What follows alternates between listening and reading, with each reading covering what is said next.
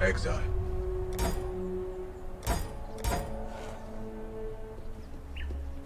I don't mean to sound ungrateful, but we've no time for talk.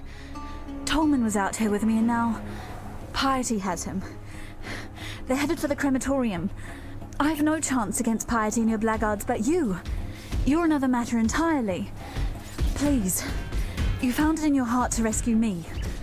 Tolman is just as worthy of your generosity.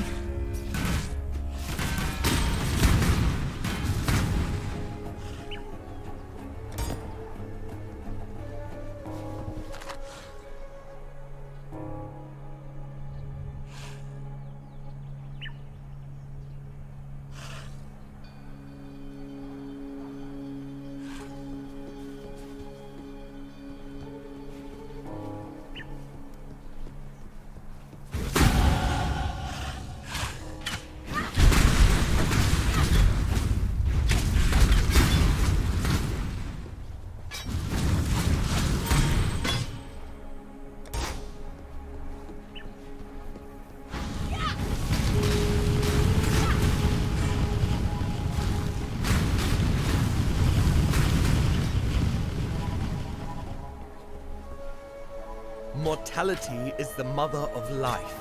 We have turned our backs on her.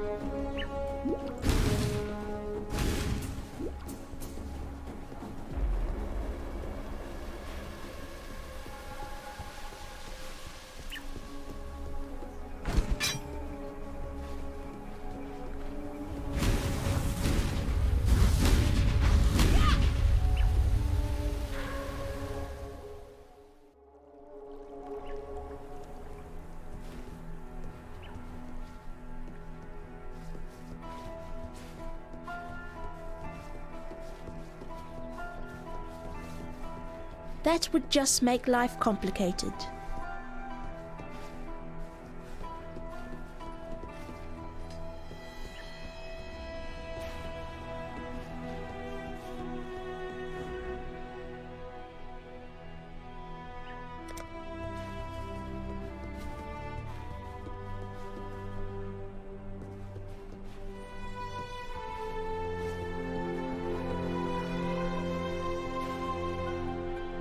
Our paths meet in the shell of a long-dead snail. An empire slow to see where its path was taking it. Built on the husk of another and destined to be buried time and time again. This city will see great things yet, Exile. But not in your lifetime. Fate will find you. A stranger walks into a town with a lost lover in tow. Sounds like the beginning of a jest, which I bloody wish it were. Problem is, we're still one doe-eyed lover short, which ain't much good to anyone. They tend to come in pairs, you see. Since you seem to be in the good deeds business, how about throwing a Tolman into the bargain? The slums are east of here. Used to house the unwashed of the Empire a couple centuries back. Now it's home to the walking ulcers and sores of this poor city.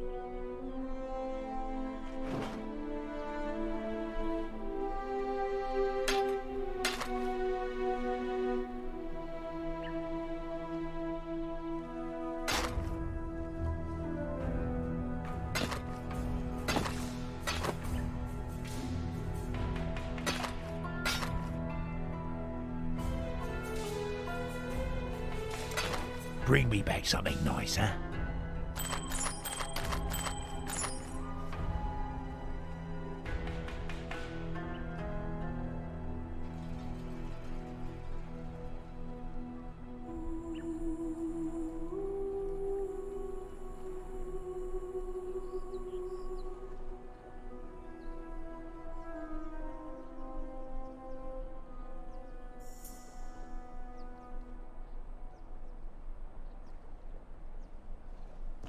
You getting by?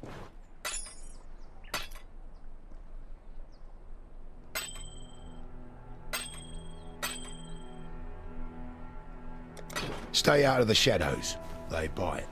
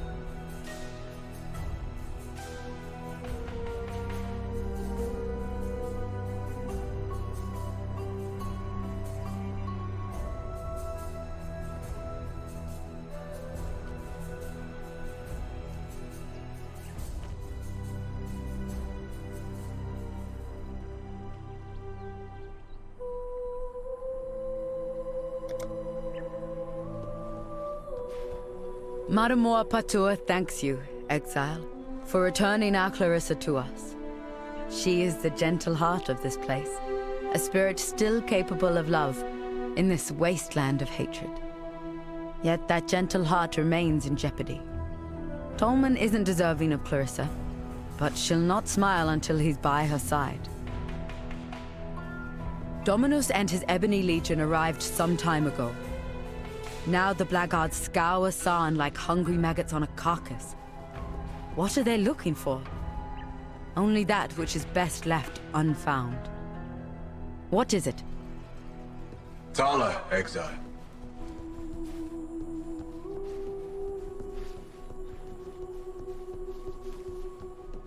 Yes? You're alone. So Tolman's... You didn't go to the crematorium? No, of course you didn't. This isn't your fight. I'm sorry. It was wrong of me to put that on you. To ask you to risk your life for someone you don't even know. Don't worry. I'll work something out. I always do. Be careful. Come no closer, witch. The name's Grigor, and, as you can see, I've had my fill of your kind. So once you've finished admiring your sisterhood's handiwork, turn those icy orbs of yours eastward. Yes, you brought Clarissa home to us, and once again she pesters me with pity. There's only so much broth, so many bouquets that a man can take. For a criminal, Clarissa has a strangely soft center. Still, I'd rather not see that heart of hers hardened. Use those dubious talents of yours for something worthwhile. Find her boymate, Tolman. Prove me wrong about your kind. Death came to town. The roaring Ezomites wore red. The red of blood, the red of the fray. Death came to town. The crying Ezomites wore black. The black of disease, the black of dismay. Death came to town. The silent Ezomites wore grey. The grey of twilight, the grey of decay. Only the Isles of Scoth were spared. Once a backwater of my proud civilization, now all that remains of the Ezomites. Have fun elsewhere. Be careful.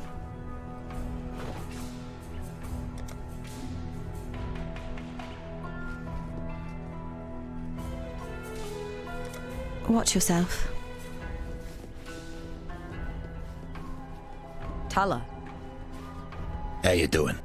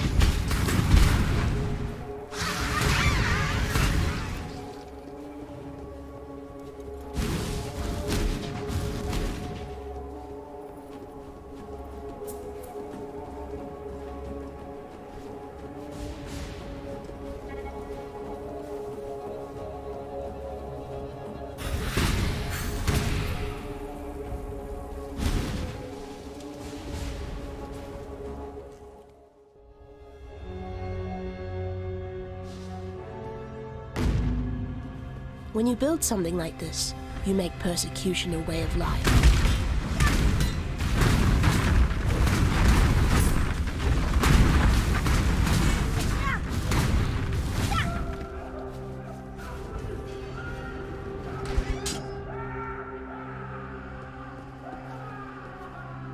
On the night of 1,000 ribbons, our finest city burned.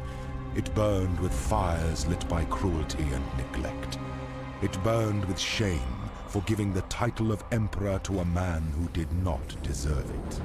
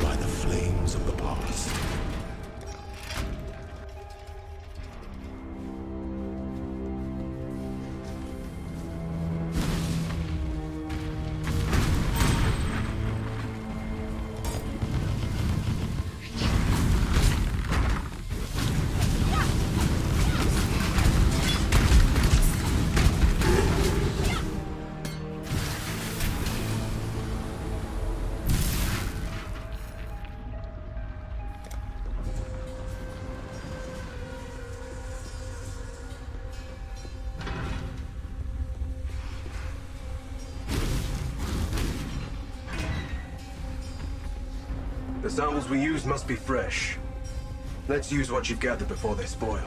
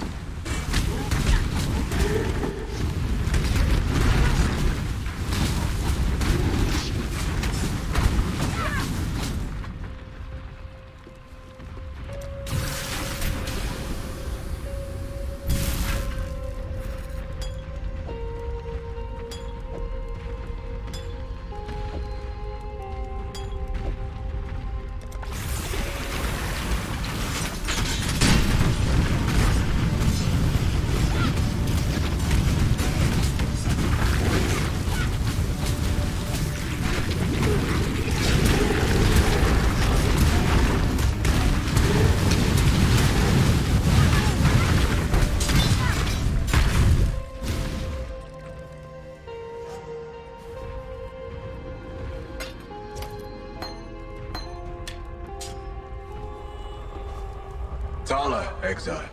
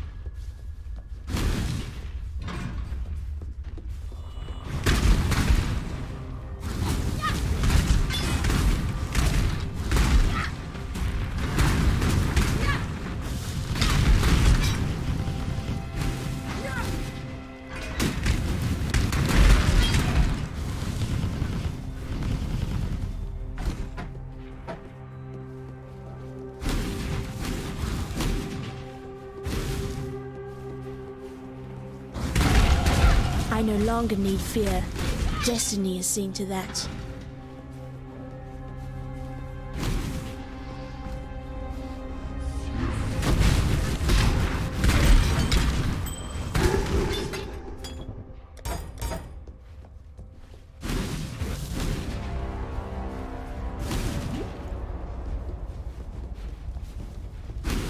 There she is, my work in progress. Let's see if Rayclast has been good to you, witch. Harness your fear!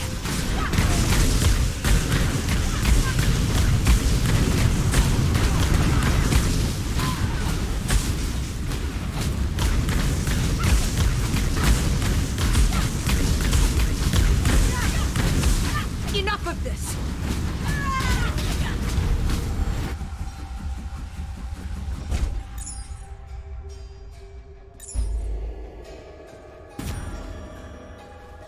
I could hardly hope for better results.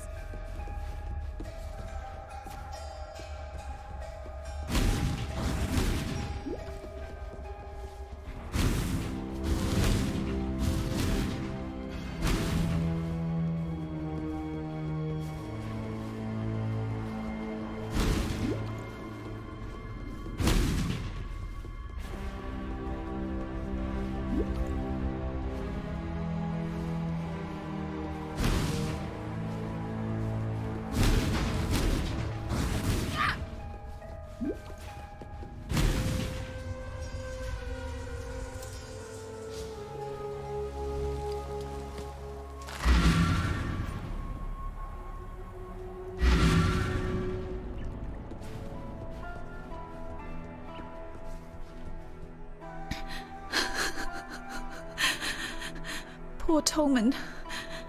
I made this bracelet for him when he first arrived here. Idiot said he'd never take it off. I called him a liar. He didn't, though. Not once. I need to give you something. I asked a lot of you out there in the slums, more than I should have. You tried. And that's all we exiles can ever hope to do.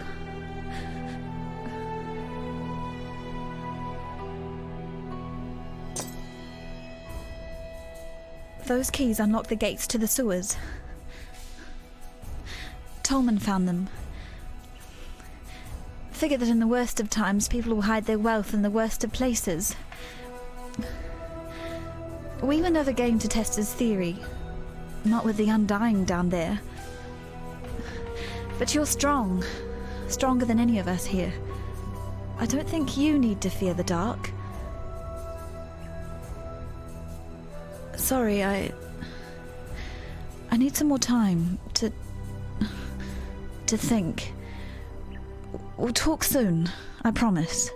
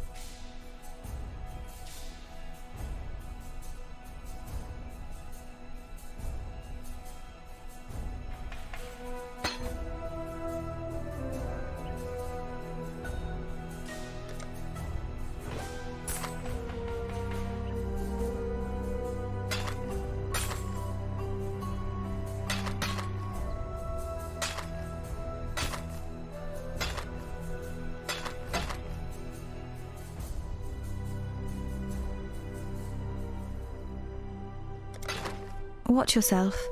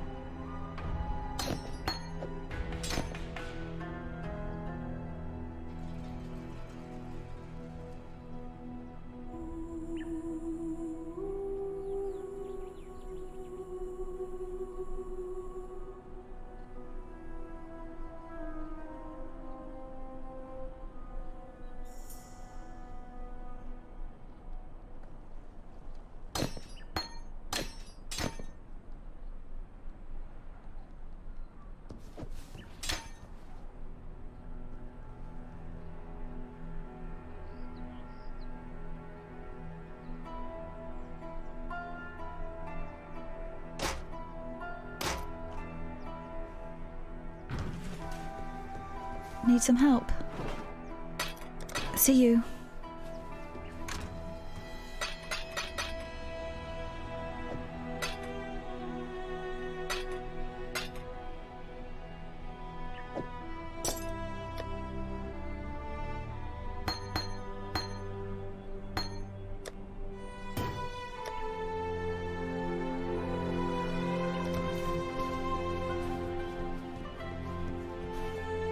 Tolman's dead then.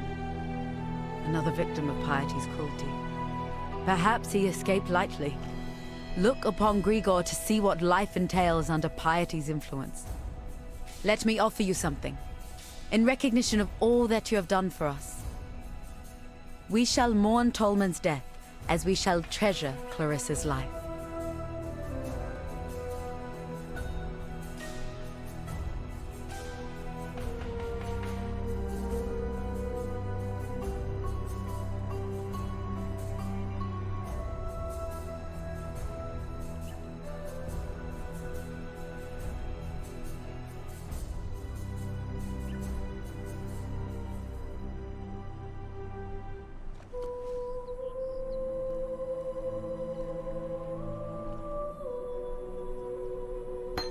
General Gravisius demands absolute obedience from his blackguards, meaning he's surrounded himself with cowards and lackwits, unable to lift a finger without orders. If you are able, traverse the river and murder Gravisius in his own barracks. He'll be ripping the very mind from the skulls of our enemies. Telakora.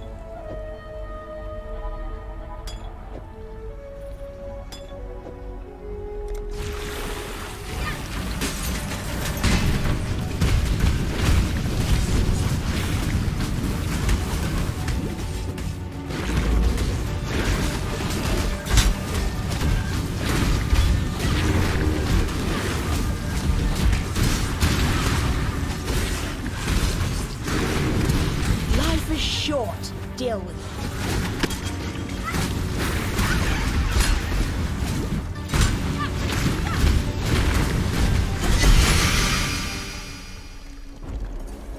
Good day. Slow progress is still Good day.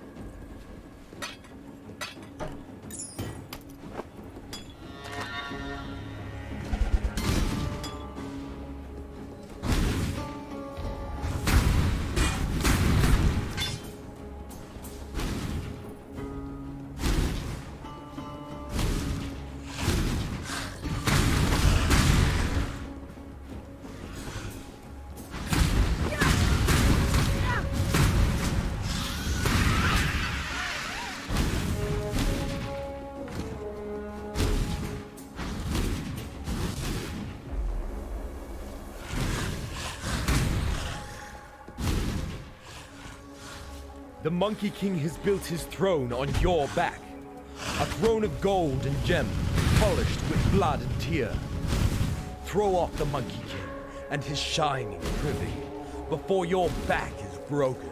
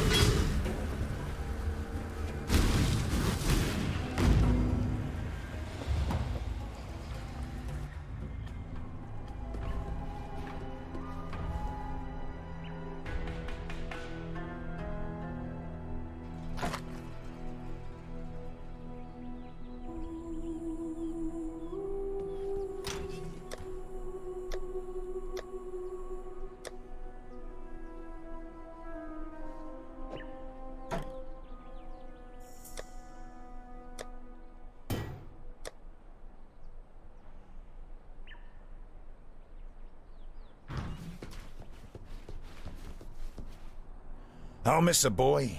He was always up for a laugh, whether it was at his expense or not. But I wouldn't miss that Clarissa more. Argan's the name, by the way, and it's my honour to welcome you to Dirty Old Sun, the metropolis of opportunity. The opportunity to make something of yourself, or the opportunity to have a very messy death.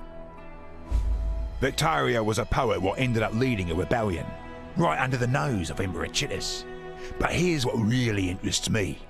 Our wordsmith was quite the talented larcenist as well. Pulled off the heist of the century, in the name of the people, of course. 3 finely crafted platinum busts, commissioned by Chittis for his favourite trio of generals. Victario and his coppers hold up in the sewers. Now that you have Clarissa's keys, perhaps you'd be inclined to search out those heroic busts for me. I'm sure I can make it well worth your while.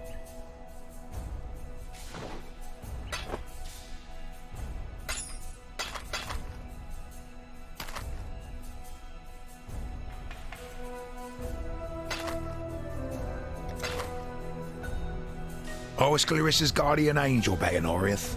Put food on the table in return for a bit of light work. I try to keep her out of trouble as best I can here, but Sarn's full of secrets, and Clarissa's full of curiosity.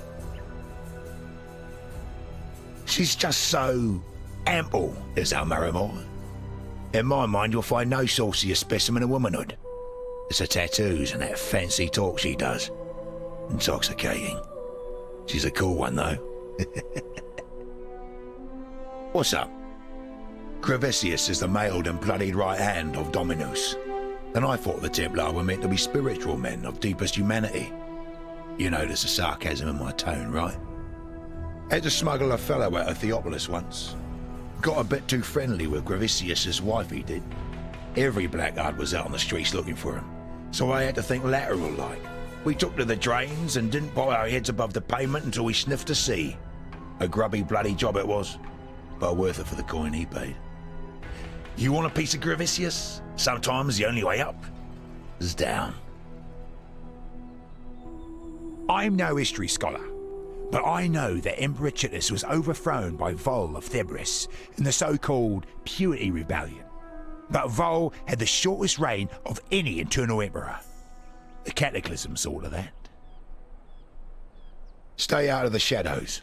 Fate awaits you. Clarissa will weep for Tolman. She must. The cloud is darkest before the rain. Hagen is a man of many claims, and those claims seldom dance harmoniously together. A lie is a death sentence in Namakanui, so I was raised a daughter of truth. Hagen is a son of self-interest. He's no warrior, nor spirit singer. He's a Korangi. I don't know the right word in Oriathan, but in Karui it means he who wins wars with false promises. It's an often told story among the Karui, how Vol of Thebris bent his knee to my ancestor, King Kalm, and promised freedom in return for war. While Vol raised his Purity Rebellion in the heart of the Empire, Kalm took Lord Lion Eye's head and the southern coast all the way to Siren's Cove. It was the greatest conquest the Karui have ever seen. Traversing the sewers under the river, I should have thought of that myself. Yet, the more of a picture you paint of that undying concoction in the sewers, the less I want to see it. If you manage to destroy it, expect a storm of undeath to descend upon you. The dark is their home, and there'd be nowhere more homely to the Undying than a pitch-swathed drain under a river. There is nothing else. My regards. Hello. Maramoa. I've heard that the Karui have this philosophy, Makanui, the way of the warrior. I don't think you could get any more Makanui than her. She took it upon herself to look after me before Tolman arrived. Saved my skin more than once. I'm fine with that. Beats being on her bad side. Hagen likes to think he was my kind old uncle back in Theopolis. Granted, the work he gave me saved my parents and I from starvation. This was after my father lost the family fortune at the card table, and we had to give up the manor in the country for a flea box in Theopolis. But he's not half as generous as he makes out. When Hagen gives you something, you can be damned sure that he's getting his pound of flesh in return. Halfway across the world, and yet the tie between Vanilla and I endures. That was Piety's real name back in Theopolis, before her rise to greatness. Vanilla sold her thaumaturgy in the day, her body at night. Sought after, she was, enough so to become one of my best buyers. But money never meant much to Vanilla. No, she was striving for something better, nobler. Used to tell me that life needn't be this hard. It's time you all realized that. I bet she fed Tolman the same bloody line. The blackguards talked about Piety's precious gems being infected with nightmare. Tolman, what did she do to you?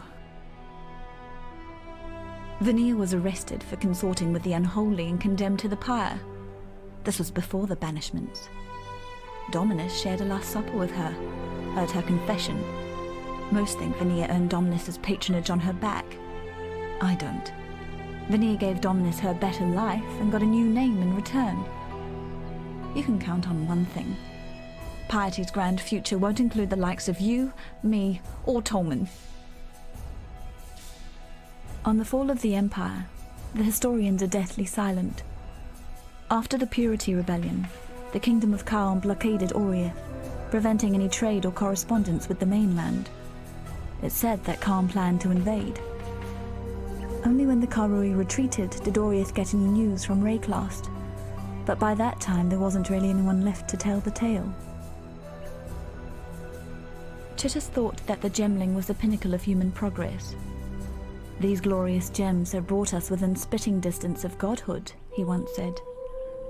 The High Templar at the time, Vol of Febris, thought they were a perversion. He wanted the Empire made pure, cleansed of the stain of thaumaturgy. You look at San and tell me which one you think was right. And while you're out there, look out for monkeys. No, not those bloody monkeys from Frisia. These ones are painted on the walls. I think you'll find them enlightening. Watch yourself. Listen carefully, witch. Thanks to your sister in art, Piety, I no longer dream when I sleep. I only have nightmares. The same nightmare over and over. The mirror. It's never my reflection looking back. The first time that mirror appeared to me, it was Cole I saw. A rapist from Oriath I had the displeasure of sharing a pen with in Gravisius's stockade. Piety took him for her experiments, and that night I saw her handiwork while I slept. This time it was Tolman, flesh dried to leather, organs shrunk to husks, blood trickling through his skeleton like red dust in an hourglass. It's Piety's gift to me, that mirror. At least I won't be seeing Clarissa the next time I look into it. And for that alone, I hope it's not you I see either. I walked halfway across this forsaken continent because of an ode. Of jewels and eternity, it's called. For twinkled promises of jewels and eternity, the Gemling Queen gave her heart and body to the King of Shades for one more day in the sun. The last day in the sun. That's but a portion of the full epic. The Gemling Queen lived, and she's the enigma behind the fall of the Ezomites and the Eternals both. Look to the Solaris Temple to the northeast. Find the Gemling Queen's remains before Piety does, and destroy them. Maramoa's sure of herself, and that kind of surety gets you killed in Sarn. You and all those around you. Hagen's got the right idea. Don't believe in anything that you can't trade or eat. I wouldn't rely on Hagen in a fight, and I wouldn't put too much faith in what he says. But he has one highly useful asset. His obsession with self-preservation. If Hagen deems you of use in keeping his fat self alive, he'll do almost anything for you. Victario, a fellow warrior of words. He wrote many entreaties to the Ezomites, begging our assistance in helping High Templar Vol depose Emperor Chittus. That was centuries ago. Victario's words held much power then. I imagine they still do. I tried to penetrate the Solaris Temple in the northeast. Almost got myself killed by the bloody ribbons that guard the place. Bizarre, floating tapestries they are. Creatures of cloth and thaumaturgy. Fortunately, a few legionnaires got in the way. While the ribbons eviscerated them, I ran straight into Gravisius. He dragged me over the bridge to the Lunaris Temple in the west and put me in Piety's tender care.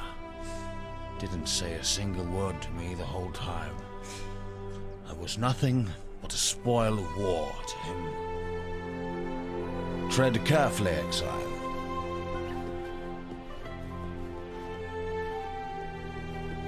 Yes? No one should have to go through what Grigor has. I help him as much as he'll let me, but he's a proud one, and so he should be. He's survived what has destroyed too many of us. See you. Good day.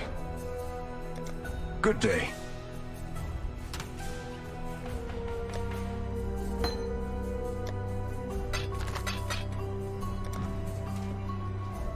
Let me tell. Yes. Grigor straddles two worlds. 1 foot planted on this soil, 1 in the dirt of spirit and shadow. When you speak with him, be sure to know from which world his words arise. Telekora. How you doing? I can't imagine what that poor bastard's been through. It's a miracle Grigor hasn't completely lost his mind. Granted, he's lost 1 or 2 pieces along the way, but there's still plenty that's worth listening to. Bring me back something